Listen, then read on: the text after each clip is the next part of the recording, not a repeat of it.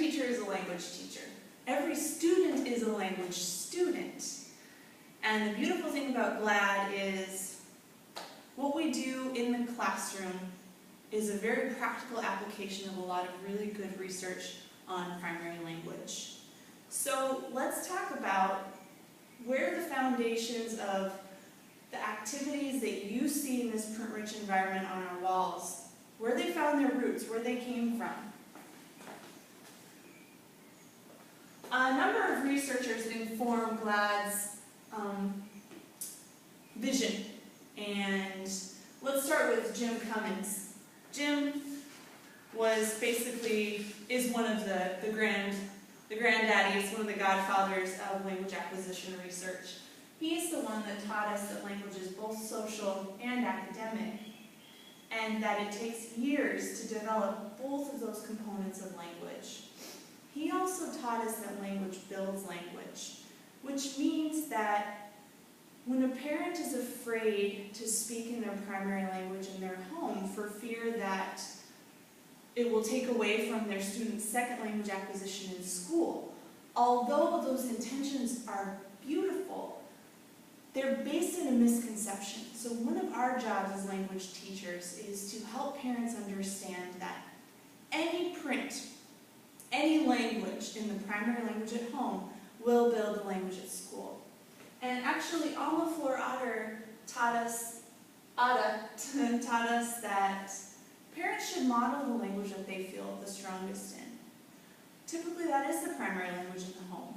So GLAD has a number of strategies, particularly in the reading and writing, that build a connection between home and school to honor the primary language of our students and our families.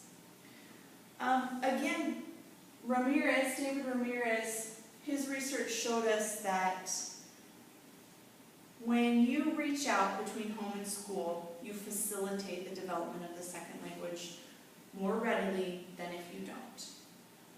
Most of these researchers are repeating the same idea in different ways and in different words, but it's true. Collier and Thomas, Virginia Collier and Wade Thomas, did an intensive study. They're a visionary research team, and their study over the course of 20 years confirmed that dual language really is the most effective model of language acquisition to close the achievement gap. And even if our school isn't a dual language school, what we can take from that is the value of primary language, literacy development, in engagement, and in closing the achievement gap. In 1991, Lily Wong Fillmore did some research with immigrant and American Indian kids, and what her research found, and it was published in an article entitled "When Learning a Second Language Means Losing the First." What her research found is that on many levels,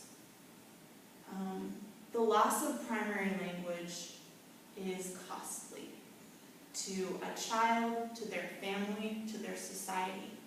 And what that taught us is the need to affirm primary language in our classrooms.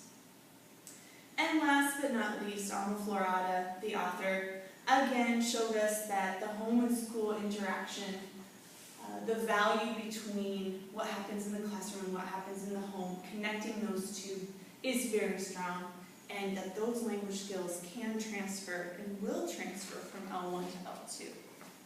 So let's focus for a couple minutes just on Dr. Cummins. As I said, he's kind of the godfather, so we would do well to listen to what his research can teach us. And I can guarantee as you start to experience in the 4-day demo, even in our 2-day here, you'll see how these components that summarize his research are included in every step of GLAD. So in 2011, actually, in the Reading Teacher, the educational journal, Dr. Cummins wrote an article entitled "Literacy Engagement, Fueling Academic Growth for English Learners." And he researched educational policies and learned that the policies that we would do well to implement are those that are designed to ensure that low-income and EL students are engaged in a language print-rich environment at school. Look at our walls. What makes this print environment so rich is that these walls were built by our students. This is the key to closing the achievement gap, according to his latest research in 2011. He also teaches us that scaffolding input and output is key to language acquisition. Our input, what we teach, what goes in, needs to be comprehensible. It must be in their zone of proximal development. I teach my 7th and 8th grade students what their zone of proximal development is when I teach them how to pick a good fit book. A book that has just the right amount of frustration, that it keeps you engaged in learning and using the context to construct your meaning. But not that you're so frustrated or so bored that it's way too difficult or way too easy. That's Lev Vygotsky's zone of proximal development we've been talking about for years, and it's critical for EL learners. The important thing about input is that we reduce the affective filter, that it's a context-reduced environment. We simplify the task, but we can use very high-level language if we simplify and focus the task. And then, output. How do we scaffold what students create once they've had this overwhelming, beautiful river of knowledge and language poured into them? Well, one of the things that the research shows us is that constant review and re-entry is critical for this step. So in GLAD, you'll see we use the signal word repeatedly, over and over throughout our unit, to spiral the level of the language and to review each day what the key language is for that day. In my own 7th and 8th grade classroom, my entry task each day is bell work. And I use the bell work to spiral and to draw from what they learned the day before, but to process it in a slightly different way that uses a little more complex language and demands a little bit more cognitively. Then we discuss it, and it's an excellent way to get the kids back into the English classroom after coming from PE or religion or dance or art. And Cummins research shows us that if we want to generate comprehensible output, we need to scaffold that review and reentry frequently.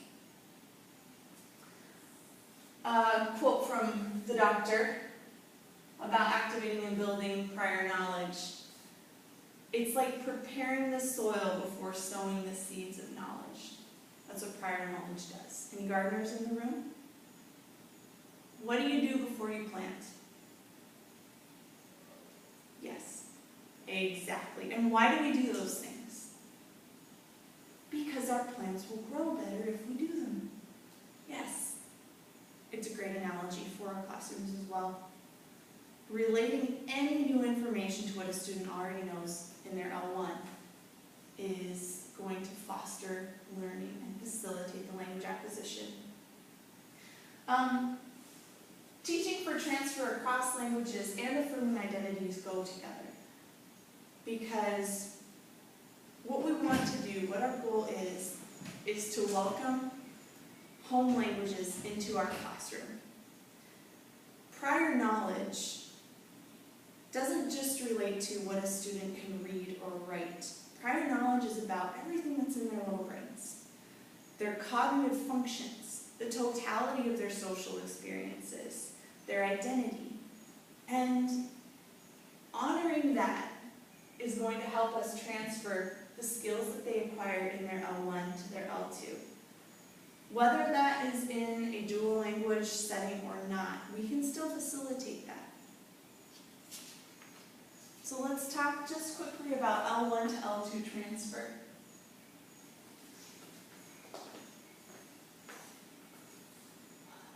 Here's a couple of very different examples. Geometry shapes in L1, how they transfer to L2. Any ideas? Great. Now what about this one? Living with earthquakes in Oaxaca, Mexico. How would that social experience in an L1 transfer to an L2 learning about earthquakes in science class? Yes, the social and the academic language, all those experiences that our students have, those skills will transfer and build on each other. So in conclusion, the research of primary language shows us that language builds language, and that tapping into all of the linguistic and cultural experiences that our students bring into our classrooms every day is making steps toward closing the achievement gap. So next we're going to talk a little bit more about culture, the foundations of GLAD in culture. But first, let's do a turning talk.